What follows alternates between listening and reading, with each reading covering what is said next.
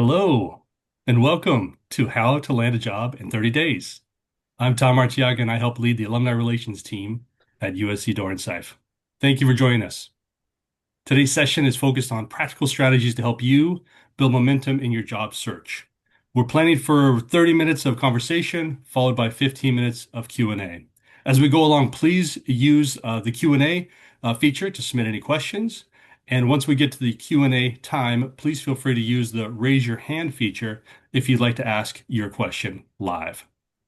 Today's program is part of USC Alumni Association's Trojan Connects Week. And I'd like to welcome Simone Jackson, the new Director of Alumni Career Engagement with the USC Alumni Association, to say a few words. Simone? Hi, everyone. I just want to thank you so much for coming to this amazing session. We're so excited to have all of the alumni come together in 1 week to connect during Trojan Connects Week. We've been going all week since Monday, and we have even more tomorrow. So definitely check out our website. And thanks so much for coming. Bye, Dawn. Thank you, Simone, and welcome to USC. Now, I'm pleased to introduce Dr. Jorge Barraza, Program Director and Associate Professor of Psychology at USC Dornsife, who will be leading our conversation. Dr. Barraza is a director of the Master of Science in Applied Psychology program and has more than 15 years of experience working in higher education and consumer research. He is passionate about helping students navigate the transition from university to career. Joining him is Madeline Mann, the CEO of Self Made Millennial and author of Reverse the Search. Madeline is an HR leader, a best-selling author, and a proud Trojan. She's a graduate of USC's Master of Science in Applied Psychology program and is known for helping job seekers become job shoppers. She has built a global audience of millions, and she has been featured as the job search coach on Spotify, LinkedIn Learning, and her work has been featured on ABC, Bloomberg, and the New York Times. Thank you both for joining us today. Dr. Barraza, I'll turn it over to you. Thank you so much, Tom. Thanks for everybody for the opportunity of having both myself and Madeline have this opportunity to talk to the alumni, to some of the current students about a thing that brings a lot of anxiety.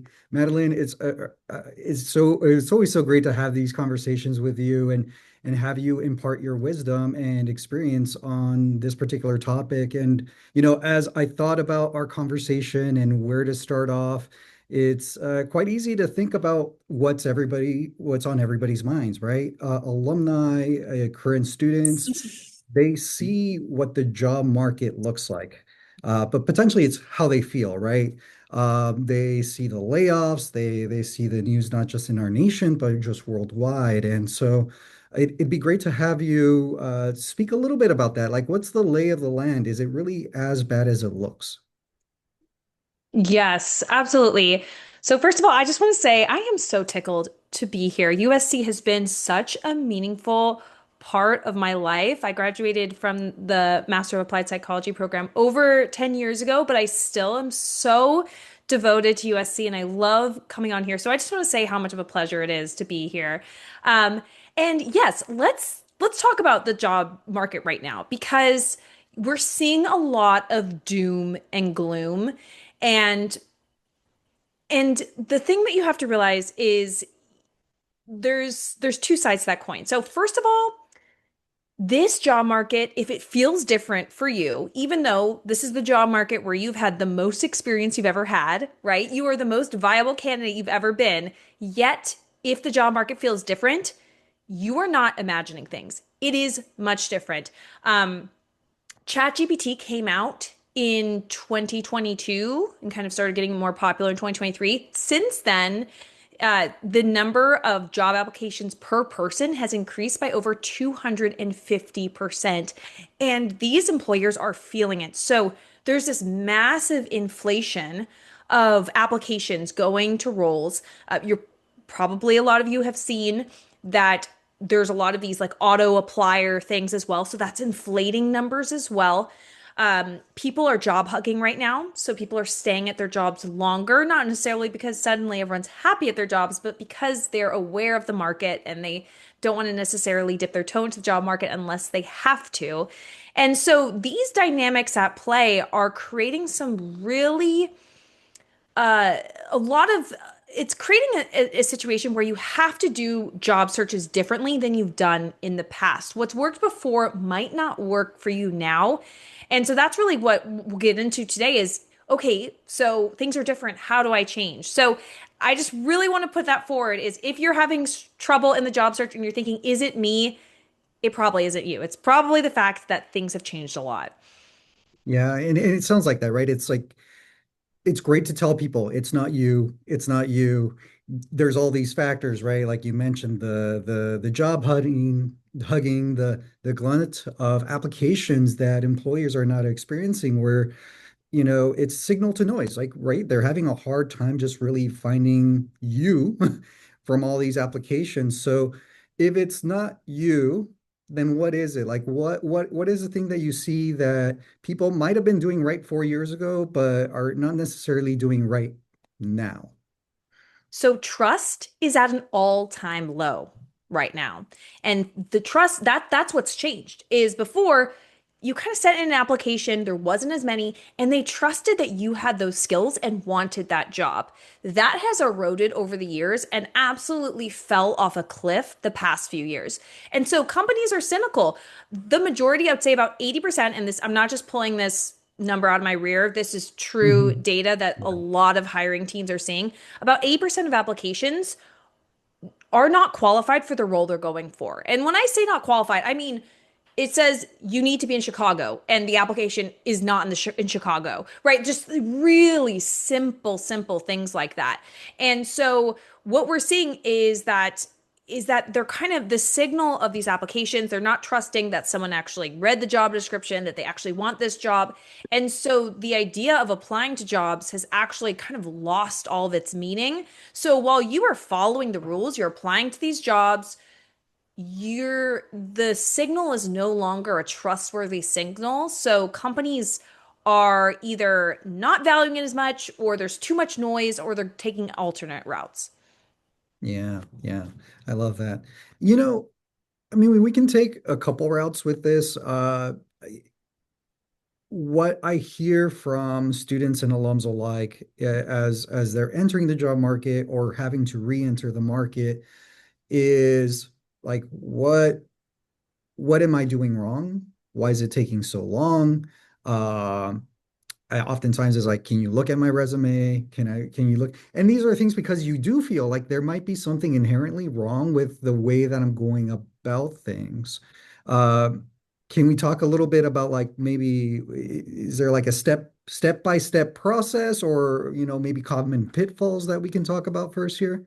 Sure. So if we're to take this step by step, right, we're talking about landing a job in 30 days, which anyone here who understands a job search for a skilled job knows that 30 days is aggressive. But that means we need to take aggressive action. So the first thing you need to do, which a lot of people skip, or a lot of people think that skipping it actually increases their odds, is you will get much better results in this job market the more focused you are. So that means one job title. And of course, maybe there's slight variations of that job title, but one job title and one industry. And now the industry can be a large industry like technology or healthcare, right? Those are broad. There's a lot of sub industries there. But even just having that focus of I'm looking for project manager roles in healthcare, right? Whatever that is, that can be really important because what a lot of people think is that, well, what if I'm open to project management and product management and marketing? Like if I'm straddling those three, that'll actually multiply my opportunities. That's actually the complete opposite. Companies right now are looking for people who are not Swiss Army knives. They're looking for that person who can execute, and they are also looking like for my clients, over 50% of the interviews they often land are from being found on LinkedIn. You don't get found on LinkedIn by having the most eclectic profile. You get found by having the most precise profile. That's what they're looking for. And so that is step one is getting targeted. Yeah. Yeah, it feels like that whole getting found requires that kind of really focused story about yourself, right? Like, this is who I am, this is what I'm looking for in order to do that. But it also feels like it connects to how you reach out to folks as well, right? The kinds of conversations you're having with people, right? Do you talk about that quite some bit Oh my as well? gosh, you're hitting on two things that are so crucial. So I actually want to really nail into those because that is Mhm. you're picking on the things that are truly the crux of it. So you said you have to be really specific on the resume. Exactly. Your resume is not a summary of your Yeah. experience. Yeah. That is what we're all taught to do.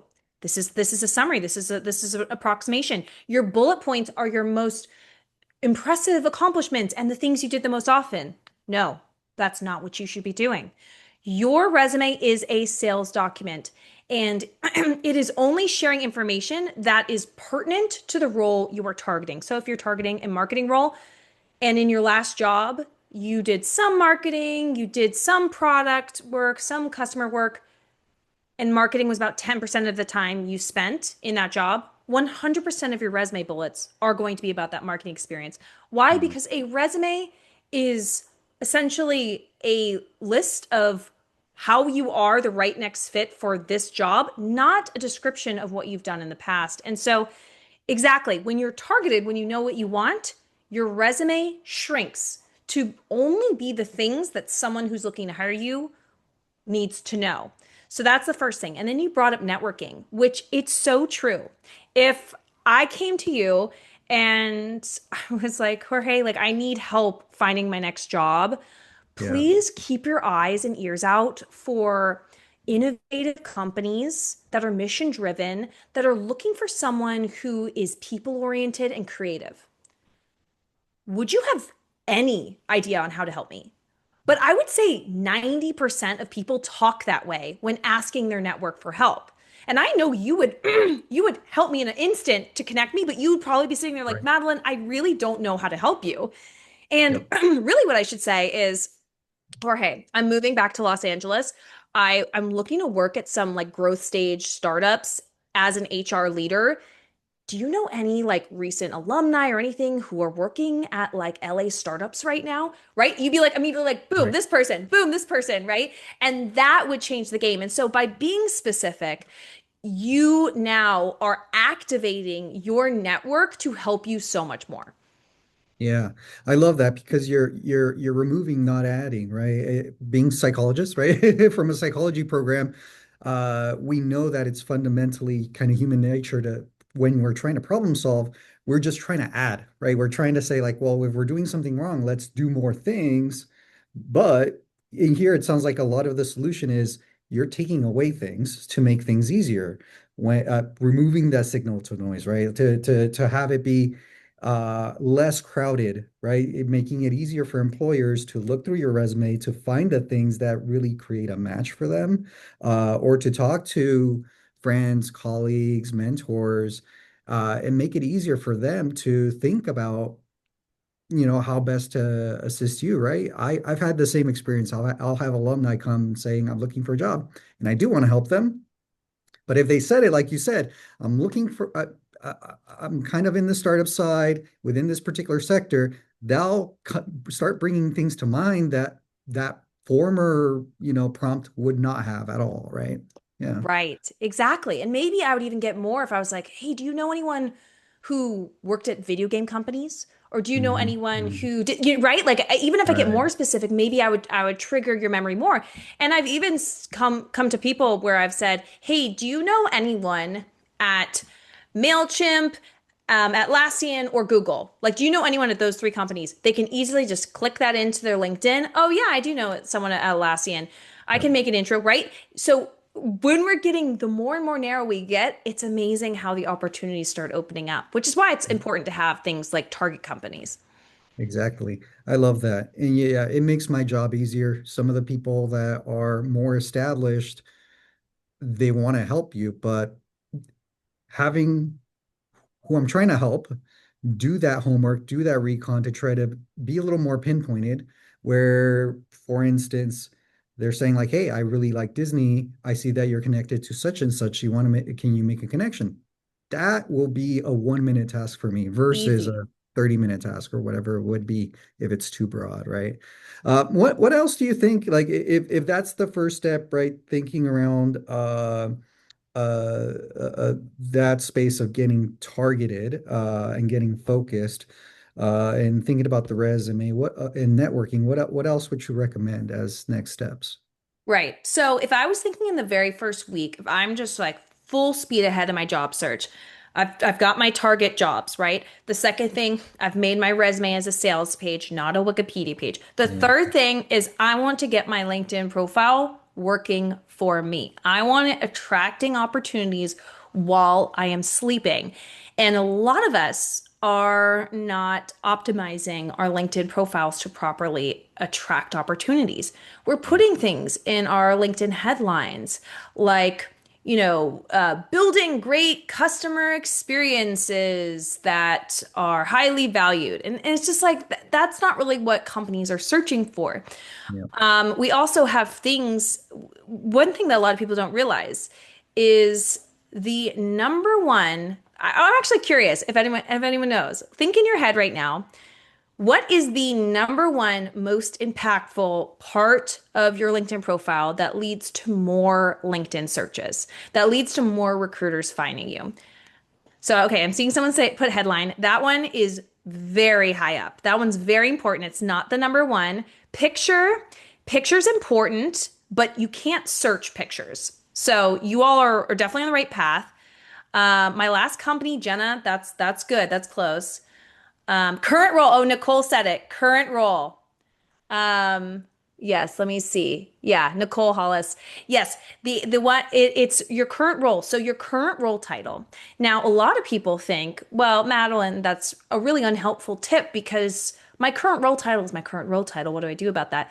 And that actually isn't true.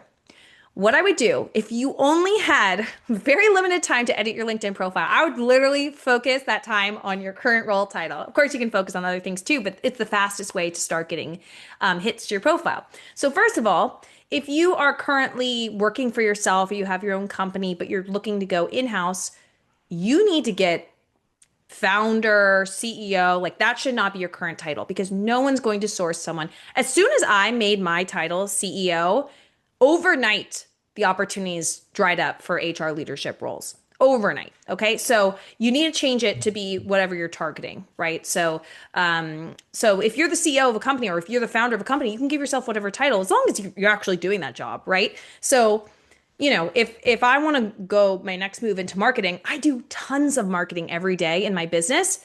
I would say like director of marketing, like of my own business, right? And I'd only put bullets under there of what I do. Let's say, again, let's say I want to pivot into marketing, but let's say I'm currently in human resources. I could, I could maybe translate. Maybe I'm doing a lot of employer branding. Okay. So maybe I put employer branding and marketing as my title and then parentheses, director of human resources. So I'm translating to the external person, hey, this is what I've been focused on is more of the branding side of human resources, but my internal title is director of human resources, right? So we can start doing things like that. And I have a lot of other strategies, especially not, y'all can get my book from the library, Reverse the Search. I talk about this a lot. I do believe it's at the LA Library if y'all are in LA. And there's a lot of other examples as well, but that just even starting to think about, okay, how is my title serving me right now? You can also just create your own kind of like consulting freelance handle and put your own title of like the types of people you serve. Anyways, there's tons of different strategies, but I would say like you need to start thinking about your LinkedIn profile. That's kind of like my claim to fame with my clients of that it becomes a magnet for them. Yeah, yeah. Uh, there is a Q&A portion of this in just a couple minutes, but I did see one thing pop up repeatedly, and it may be because there is an overrepresentation of folks who are essentially in between jobs. So when it came to that advice, would you recommend that they put either something aspirational or their previous position? What would you say Yeah. there? So first thing is if what you most recently did is kind of what you want to do next, just leave it. Just leave it active. Just update your LinkedIn profile once you land your next thing. Another thing you could do, especially if what you did last is not what you want to do next, you just create, I kind of alluded to it, is you create your own consulting company, right? So it takes seconds on LinkedIn to create your own little company. So many people these days freelance, right? So before you have your first freelance client, you have to say what you offer. So let's say I wanted to move back into human resources, right? Back into internally to a company. So I probably say, again, like director of human resources would be my title. I'd put my own, whatever is my own, like Manatee LLC, or you don't even have to have an LLC. You can just whatever's like, you would put this the title of your kind of freelance. And then I'd put, I help companies to, build out their recruiting teams, build out their HR strategies and processes for growth stage companies in the technology industry, right? So, and I'd be listing it out, and that's it. So now I have the correct title, what I offer to companies if they were to freelance me, and I would just make you can backdate it as long as, as long as you want, if you've been kind of just giving people, even giving people free advice, right? That's still consulting. I think a lot of people devalue unpaid work. If you have helped anyone with anything, and added real world value, it doesn't matter if someone paid you, that still is valuable time spent. Right, right. And that allows you to build your portfolio, for instance. I know with regards to our program on the side of UX research, it's common for UX researchers to have a portfolio. And if they don't have the content for that, that doesn't mean that it's devalued if it was paid or not. Yeah. So Exactly. are we still on week one? Have we moved to week two, or should we So move to we week just two? finished week one. There you go. We got our targeting. We got our LinkedIn profile. We got our resume. We are locked and loaded. We're into week two, which is all about finding targets. So it's called the reactive and the proactive job search. So the reactive is finding open roles and applying to those and talking to people in those companies. Perfect. Great. At the same time, I want you to be doing the proactive approach. So unearthing opportunities at your list of target companies. So we're writing a list of target companies, and I want you to log, like if we're really trying to hit the pedal to the metal and land some interviews, I want you to log at least 10 interactions a day. Now, notice, Jorge, I did not say apply to 10 jobs a day. Yep. You could also apply to 10 jobs a day, but we do not measure our progress in applications. We measure it in interactions. So you could have also applied to 10 jobs that day, but with applying to those jobs, you also reached out to people at that company. And you reached out to the hiring manager, or you talked to someone who also went to USC, and you kind of reach out to them and ask them how they like working at the company and who they think the hiring manager is. You're engaging with people. And if you are logging these interactions and you're also reaching out to people in your network, I have this tool and this process, which I also put in reverse to search, called the Golden 20, which is a process of unearthing opportunities within your own network. So you can start with people you already know. And then there's also a ton of networking strategies of getting those interactions with people so that you are unearthing opportunities much more quickly than if you're just kind of sitting there applying, sitting there applying. Yeah, yeah. One of these questions is actually pretty apt here, which is someone's career coach recommended following or connecting with the hiring manager on LinkedIn and then sending them a message stating why they're perfect for the role. Is that pushy, a turn off?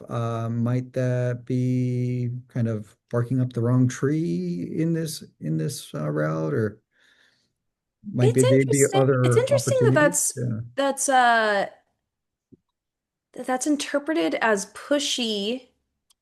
So, I mentioned earlier that trust is at an all-time low.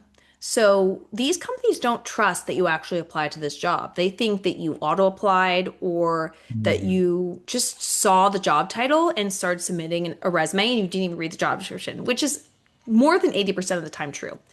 No. So if you're actually reaching out a second way, that greatly increases the likelihood that you actually want this job, that you actually read the job description.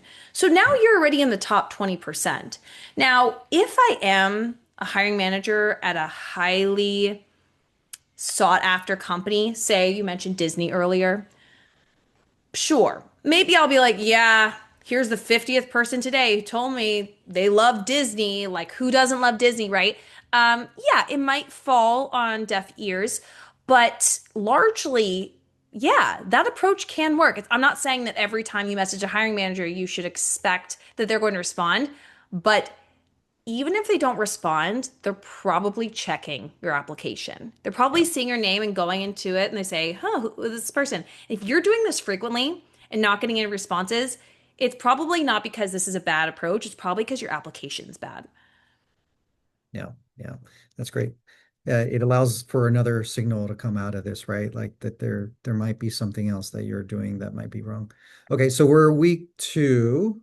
Is there week three Yes. following after? So, week two, you're doing all the networking and you're also following up. My clients get so much traction from following up with people, asking to talk to them, and then asking a second or third time. Hmm. People often are like, oh yeah, sorry, I missed your message. Yeah, let's totally talk. People never think to follow up. So that's a quick little tip. Yeah. So week three, we're getting into interviews. All right. So we drummed up some attention. We got some interest. We're talking to folks. We're doing first round interviews. We're talking to people who are saying, yeah, we're probably going to hire soon. Let's have a conversation. And now I have hours and hours of YouTube content. I also have a free masterclass on how to interview. That's at selfmadeway.com/unshakable if you want to see unshakable interviews. So I have so much to say here, but I will say something right now that might change the brain chemistry of everyone on this call of a way I need you to start thinking about interviews. What we are taught is to talk about our past. What makes you so impressive from your past? Tell me all those things. And the reason they do that is because they don't really know really what else to judge you on. But what you need to do is focus as much as possible on the future. Focus as much as you can on showing them what it would be like to work with you, thinking about what are their challenges. And even if you're telling some explanation of how you've solved that in the past, you want to be asking questions from them or even saying, well, even though I did this type of process at this company, given your company size is actually like quite a bit larger and your customer is actually companies instead of individuals, I would do this differently. If you start talking like that, they are going to listen so much deeper. They're going to be able to picture you so much better. And that's what, like, most candidates never do that. They never ask really good questions. They never start building, a plan for how they would solve things and adapting things to the future. And that's actually one of the secrets to getting a lot more offers. Yeah, yeah. Having been a hiring manager in the past, I've got to say that that is a thing that can differentiate someone just immediately, is that they're almost kind of already envisioning themselves in the role and thinking through the problems that you know already exist. And how does that come about? It's by having conversations with folks in that industry or within that role, even if it's another organization, that gives you a sense of that, right? So Yeah. I do see a question that kind of keeps on coming up in different ways, and it's something that, folks are really concerned about, especially with that whole signal to noise. If like so many people are applying, are companies really relying on just AI and bots to process through everything? Should they be worried about that? How do they? What would you recommend, or is it even a concern at all? I think if you're doing the job search right, and if you're following like a lot of the job shopping strategies I talk about, and I'm not trying to like sell my book here, I just like this is the fastest, easiest way to like get to y'all to know the full thing. Yeah, But if you are really following that, you are going to hope that AI is scanning your resume. You are going to dream of it because right now, very few companies are using AI to scan resumes. It is increasing because now it's becoming a bit more accessible, but a lot of these top companies and a lot of companies in general are reading each resume. I mean, Yeah. USC is a top institution. I mean, Jorge, have you ever used AI to read any applications? Yep. Really? Yeah. To Oh, catch cool. to Okay. catch things that we usually try to see, but it's not Yeah. like we automate everything, right? We still read them all, but it becomes an Mm. assistant to catch certain things. So is it Okay. ranking it in a different No, order? Okay. no. Oftentimes it's really just about processing certain things and organizing certain things and identifying like, are they using these terms where it's clear that they're unlikely to understand what our role, like our program is really about, right? Yes. Because one of the things we get is folks that think that we're a clinical program. So how do we deal with that and just quickly identify those folks, verify that that's a problem and get rid of them? I'm sure Yes. organizations, when they're looking for employees, it may be that they're just flagging those folks and getting rid of them from the get-go, right? Yes. Yeah. Okay, that is such a perfect example. So, really what these tools are trying to do is trying to wade through the noise that 80% I said earlier, it's Yeah. just a bunch of nonsense, right? So, like, what are these really big indicators that this person doesn't fit? So, that's why I'm saying you really, really want these things to be what companies are using because Yeah. if you were following these job shopping strategies that I'm giving you, you will fall to the top 20%. You will make it through these filters. I mean, I talk so much in Reverse the Search and in my coaching programs about having the right keywords on all of your documents. And what people sometimes don't understand is having all the right keywords is both for AI, it works fabulously for LinkedIn and AI filters, but also real world hiring managers and recruiters, they're looking for those things, right? Like Yeah. your eye, Jorge, as someone, you're not looking for clinical on, you're looking for marketing or user experience or, human resources or business or Right. like, stuff like that. Your Mhm. organizational development, like all that kind of stuff is what you're looking for. And so it's not because you're a bot, it's because you're a person who has these quick heuristics that are indicating this person knows what I'm talking about. This person has certain skills. So that is why I don't think you should worry about it. And if you are worried about it, you need to start using the job shopping method, where you are not just like self-describing, saying you're a seasoned professional who's hardworking and collaborative. No, you need to lock in, get specific, get targeted, and have those right skill sets that are the hard skills that they're looking for. Yeah. Yeah. And I know we have a week four and we're kind of running low on time. So, as folks approach kind of that 30-day mark, what would be the kind of parting Okay. recommendation? So when, when we're kind of rounding the corner to the final weeks of interviews, locking in, just if you were trying to get all of your interviews to line up, one thing a lot of people don't do is they don't email these different folks, these different companies and say, "Hey, I'm getting into like the final round interviews with another company, but I wanted to let you know I'm really interested in this opportunity with you all. Is it possible to expedite this process? Though I know you all have your own speed, so no pressure.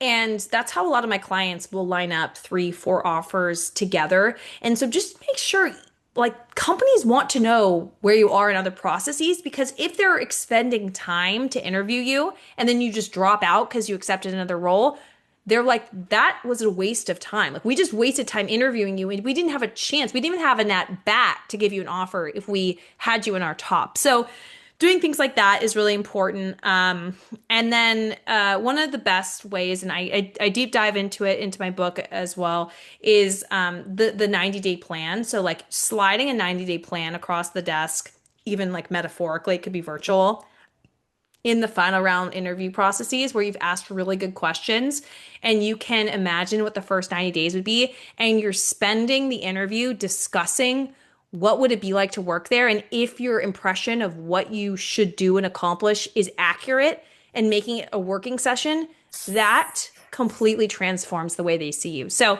that's just like an extra tidbit that can completely, again, close offers, get that offer, align them all up so you can pick what's best for you. I love it. I love it. Well, it looks like we have 10 minutes left for some Q&A. We have several comments on here. I'm trying to kind of quickly look through. Um, Now, I guess we can take some folks live if they are to raise their hands and are willing to ask questions. I see, is it Oralia Lopez with her hand up? That. My question is, in your experience coaching and various people from across different career paths, have you gotten any word back on something someone said or did beyond the resume and portfolio that made interviewers um, immediately say, yes, this is a person, or that they got immediate feedback in the interview was like, wow, that was an amazing thing you did? Is there something you can share regarding that? Sure.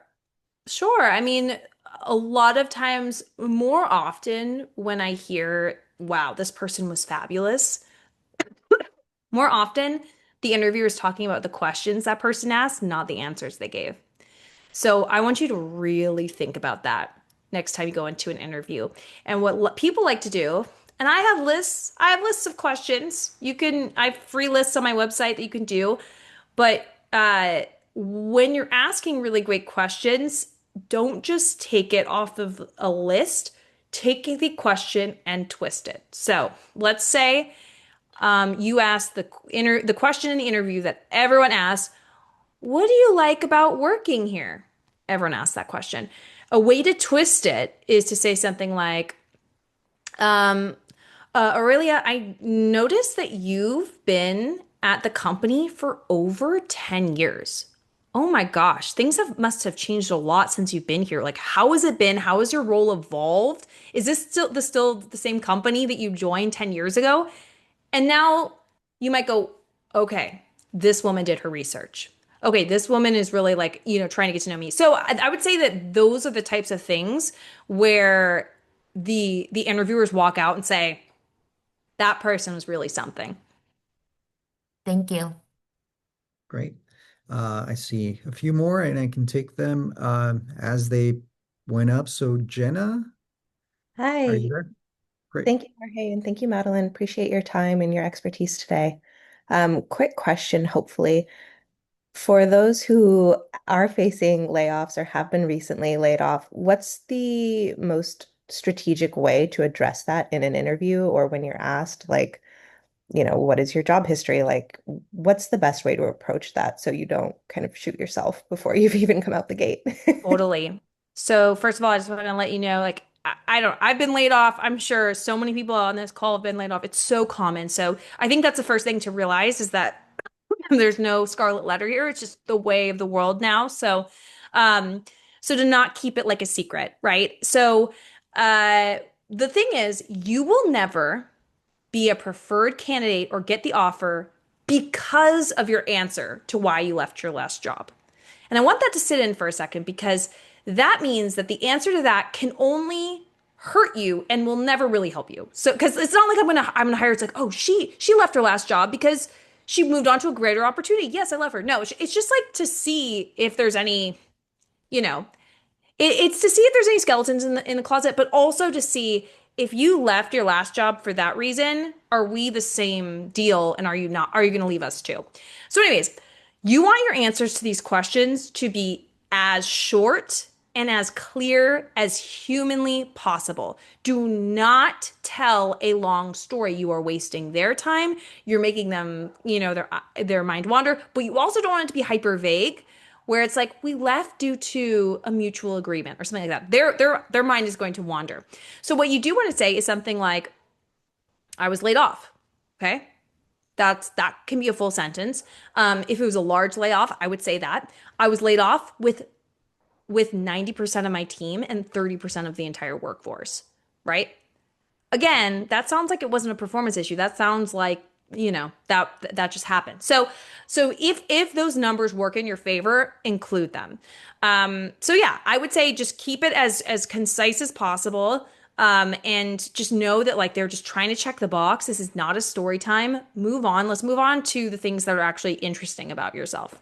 Great. So then, sorry, just a quick add-on to that. Then do you recommend leaving your LinkedIn profile set to still in that current role, or should you kind of close that out as you're still looking? Yeah, I would leave it on until I land my next thing.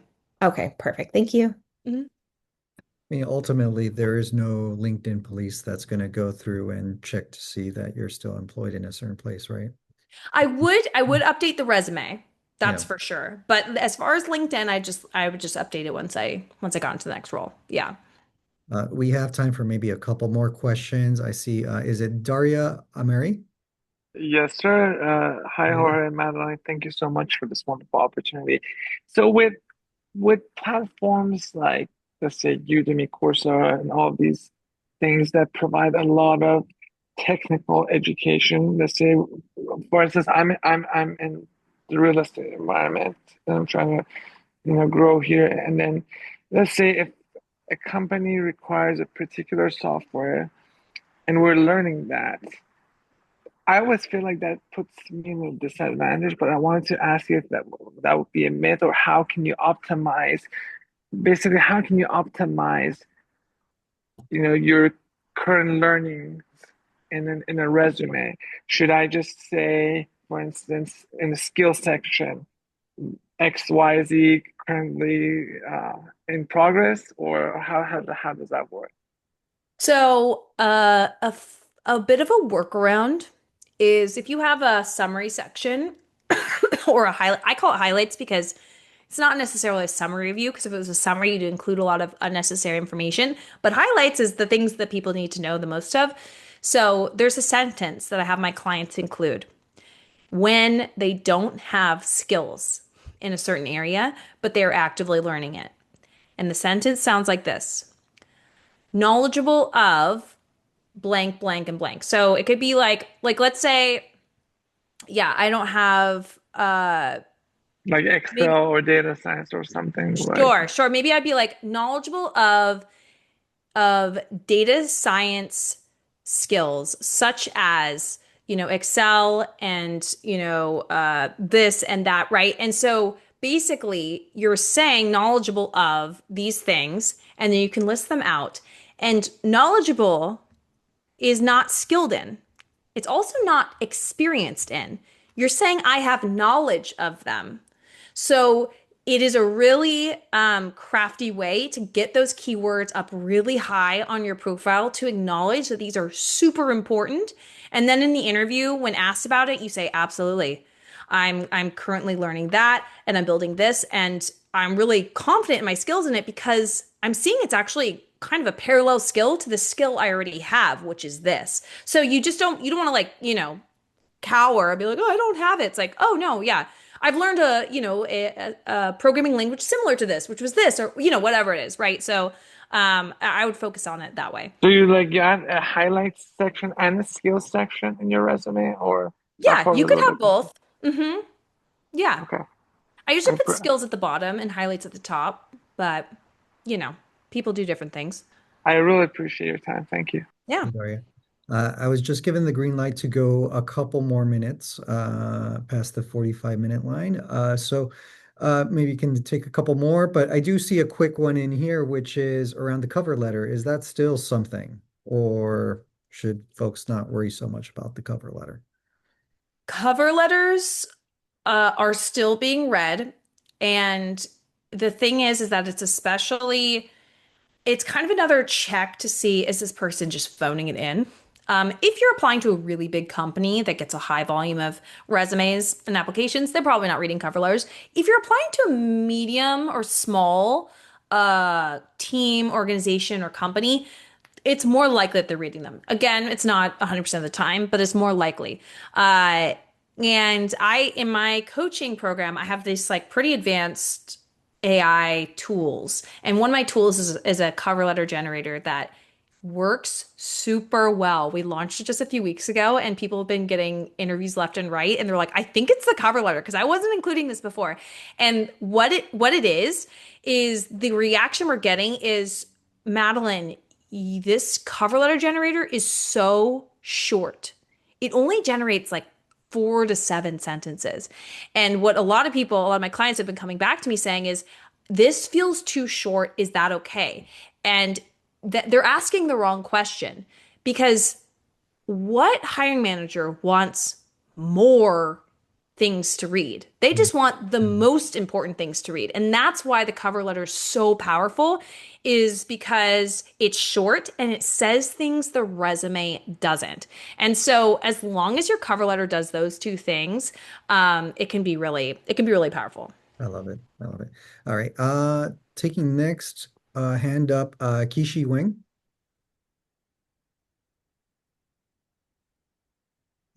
Maybe Kishi. All right. Moving on to, hopefully they're still there, Joey Lucas. Hey, Joey. Hi. I actually wrote this in the chat, but I'll just kind of repeat it. But I understand your note about specializing your resume for the role and kind of removing the noise of maybe roles that don't really apply to the role that you're applying to. But at least in my case, because at least the first 15 years of my career were freelance and then I was full time. But I if I did that for some things, I would be creating gaps in my resume. At least trying to maintain the resume at least at a 1 to 2 pages.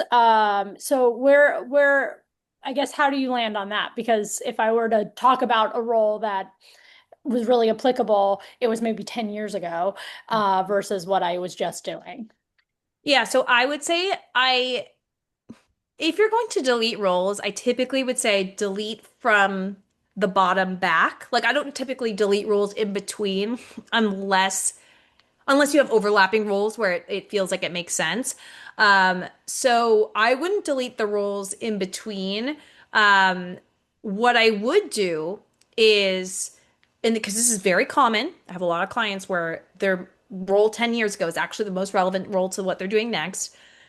Your highlight section, that's one of the reasons why you'd want to have a highlight section, is you want to focus on that experience. Like that would be like the second bullet in the highlight section, is like a big accomplishment that you did in that job, or summarizing what that job was, what you accomplished. Like that's a wonderful way to pull that up.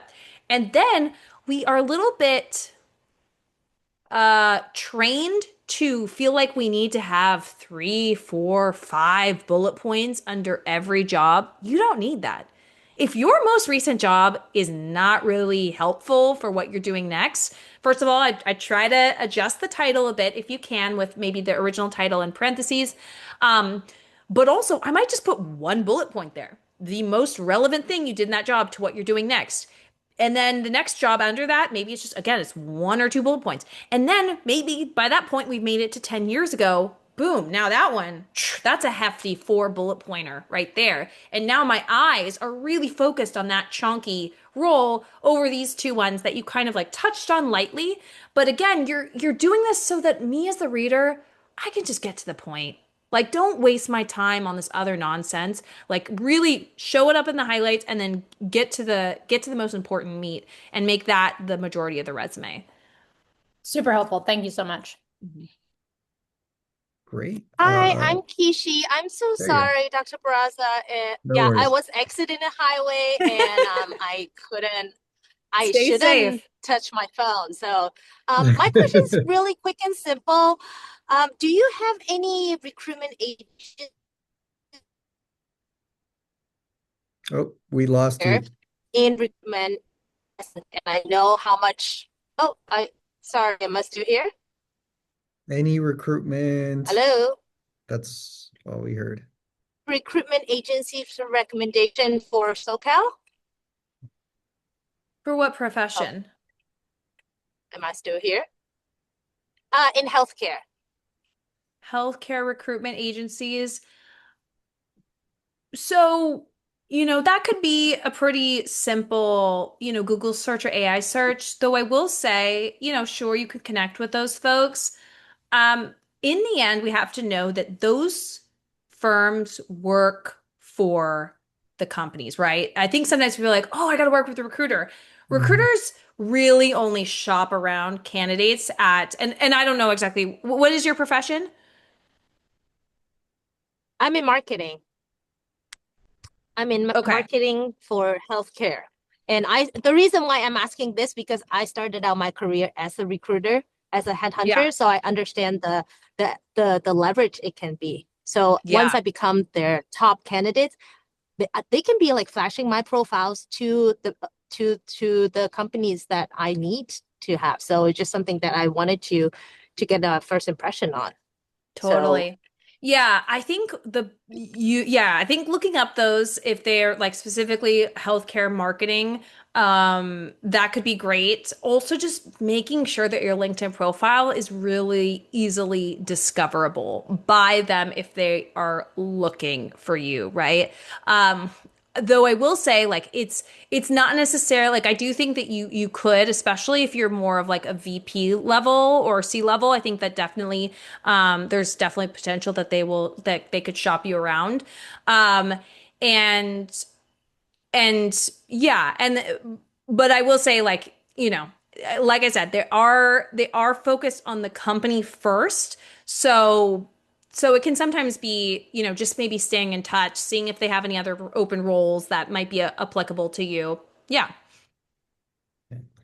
I All think we right. thank have you. officially run out of time, Madeline, although it feels like we can keep going and going. Thank you so much. I'll turn it over to Tom. I think he has some last words. Yes, thank you very much. This was a wonderful conversation. I appreciate everyone's questions, all the input, the discussions in the chat. And Matthew, shout out to you for setting up that Google networking doc that people have been using to share their information, so all of you can reach out to each other, stay in touch with each other, and support each other. We really appreciate that. We will be we will be sending a follow-up with a recording and all of the different resources that we talked about today. A big thank you to Madeline and Jorge for this amazing conversation. Really helpful. This is really going to be, this is impacting a lot of folks' lives. So we really appreciate your time and the energy and the care that you're giving back to the Trojan family today. So we really appreciate that. And to everyone who joined us again, thank you. We hope to see you again soon at other events and programs. Stay connected with USC Dornsife and continue to stay engaged and support the Trojan family.